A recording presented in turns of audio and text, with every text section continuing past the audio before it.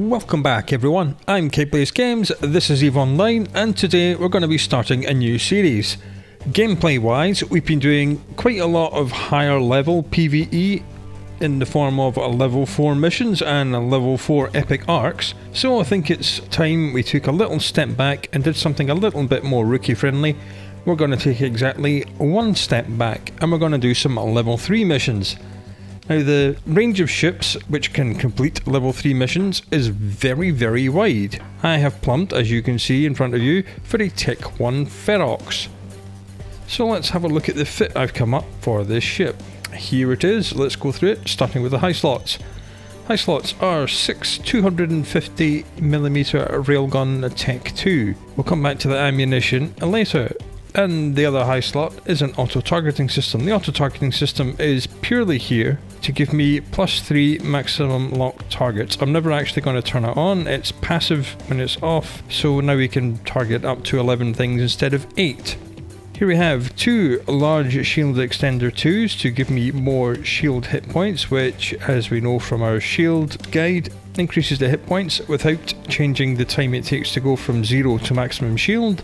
So therefore, if you increase the hit points, you end up with more hit points per second regenerated. The propulsion module I've chosen is a 50 meganewton quad lift restrained Microwarpdrive, so the speed is 1072 meters a second. Now, the way I have this ship set up is that you will basically shouldn't have to move too much during missions, pretty much just going from gate to gate, so that's why there's a Microwarpdrive instead of an afterburner. With an afterburner, the ship would only move around 400 meters a second, and that's pretty slow. Carrying on with the defense, we have 2 Tech 2 Multispectrum shield hardeners, and these are the resistances as you see, 48, 58, 69, 74. I'll be doing missions in Galenti space, so thermal 58 and kinetic 69 is pretty good. If we come up against drones or Sancha or something else like Blood Raiders that does EM and thermal, then one quick fix is to remove one of the multi-spectrum shield hardeners and replace it with an EM, which would then do this and give us 63, 44, 58, 65, which is pretty good. Final mid slot, tracking computer 2 with an optimal range script to boost the range of our guns. Speaking of boosting the guns, in the low slots are 3 magnetic field stabilizer Mark IIs for more damage and rate of fire. The final low slot is a power diagnostic system 2, pretty much just for power grid, because without that we don't have enough power grid to fit all of this. And now we do, and this of course gives us a little bit more capacitor. Now you will note that this is the only capacitor module on this entire ship. This is a passive tank. And the rigs are 3 medium core defense field purger 2s, which do affect your time to go from 0 to maximum shields. And the result of all this shield stuff and the rigs is that this fit passively regenerates 84 hit points a second when it reaches 35% shields, which is probably good enough to run level 4 missions. So level 3 are going to be a breeze. Ammo wise, when we fit the so-called short range, highest damage antimatter charge M, the fall off range is still 63 kilometers and the optimal range is 39.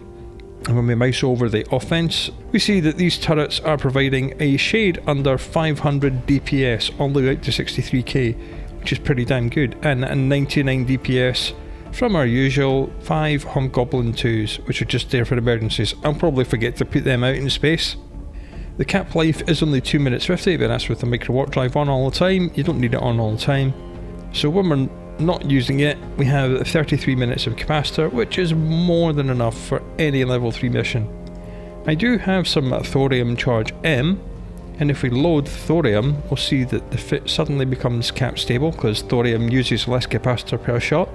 And the fall off range extends to 92 kilometers, which is nice because our maximum targeting range is 93.75, so it's just about the same. So if things are at extreme range, we'll go thorium, and then once we cut the range with the Microwarpdrive, we'll change back to antimatter for more hitting power.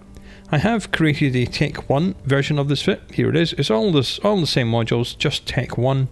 You see Tech 1 guns, Tech 1 rigs, Tech 1 shield extenders, Tech 1 everything. So this is if you have lower skills. This still does 415 DPS out to 57 kilometers. The shield regen is only 63 instead of 84. That's kind of not great, but it's fine for level 3 missions. You just won't be able to do level 4s. So this will work. This Tech 1 version will work, but I saw no point in forcing myself for fun just to use a Tech 1, so we'll be using the Tech 2 version. So let's grab a mission, and the mission we have been given is the Damsel in Distress. We know how this goes at level 4, I can't remember how it goes at level 3. We have to rescue the damsel from Krull's pleasure hub. It is, I believe, one jump away, yes it is. We're being paid 373,000 ISK and 1,169 loyalty points, with a further 348,000 ISK if we complete this mission within 2 hours and 44 minutes. Not going to be a problem. Now the agent pay, bonus rewards and loyalty points are going to be pathetic when compared to level 4 missions, because level 3 is quite some step down in terms of pay. I will, however, be looting and salvaging all these missions with my Noctis, just so we can have a look at exactly how much you make. The run times are going to be slightly less important because, as I said, we're doing this in a Tech 1 rookie accessible ship. We're not doing it in a Tech 2 cruiser, which would annihilate them in a matter of minutes. So it's not going to be quite the same as our level 4 library when I was doing it in a maximum skilled Tech 2 Marauder, which is about as fast as you can go. And that means ISK per hour is not going to be a huge consideration. I will still put the run times on screen, but it's not the absolute fastest you can do these missions. Warp drive active. Right, we're in the mission system, safe and sound, on the way to the mission. I believe this is going to be an open pocket, so we're going to land right on top of things. So let's turn everything on right now. If we land too close, I may remove the optimal range script just to give us a little bit more tracking. So the fall off bonus will be cut to 15, the optimal range bonus will go down to 7.5, but we'll get like 15% tracking speed bonus. Lots of things respawned. How close are we going to be? We're going to be very close indeed. Right, I'm just going to double click in this direction, give ourselves one cycle of Microwarpdrive. If I remember to actually double click, there we go. Right, we'll give ourselves a couple of cycles of Microwarpdrive just to pull some range.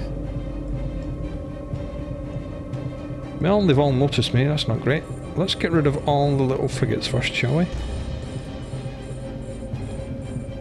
I have right clicked the Microwarpdrive and set auto repeat off, so we only get one cycle per activation click. Let's unload the tracking computer. Turn it back on. Put one gun on each of the frigates. Oh, we seem to be hitting them alright. Even the one that's really close.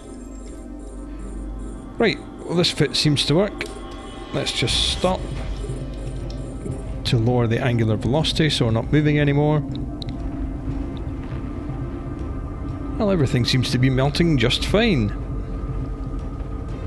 Which shouldn't really be a surprise.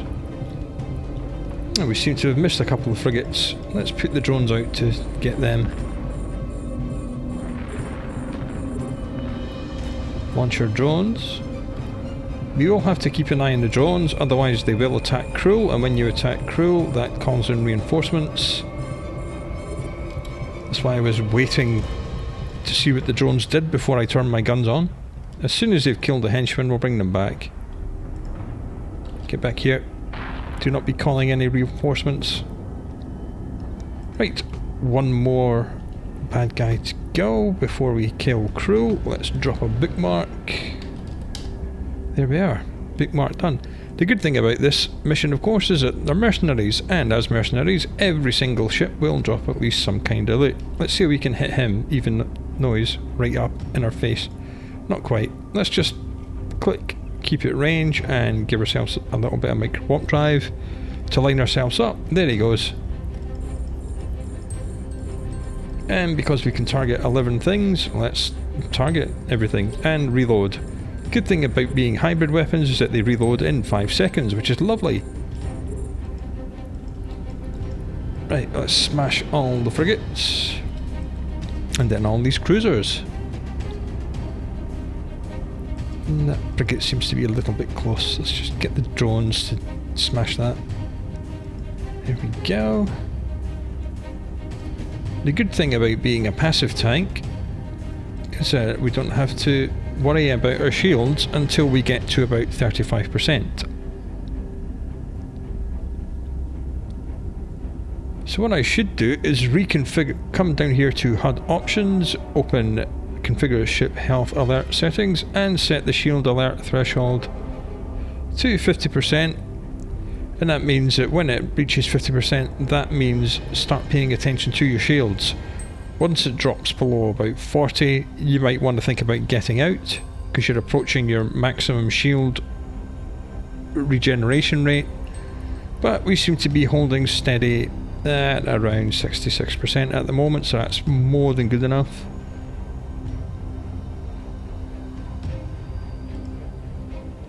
Right, well this guy is a little bit too close, so we'll click keep it range to line ourselves up, give ourselves a squirt of Microwarpdrive just to pull a little bit of range. I have right clicked this button and set the keep it range to 40 kilometers, which is just about where we want it to be, because our optimal range is 36. But as soon as we start lining up, we hit them hard.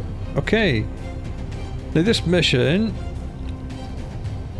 is a little bit annoying. It says you need the damsel in your cargo hold. What it should tell you is that you need to destroy this tiny little thing here, Krill's Pleasure Hub. In the level 4 version of the mission, the Pleasure Hub is a giant station, and there are 2 of them, so they're not difficult to spot. This one, however, is.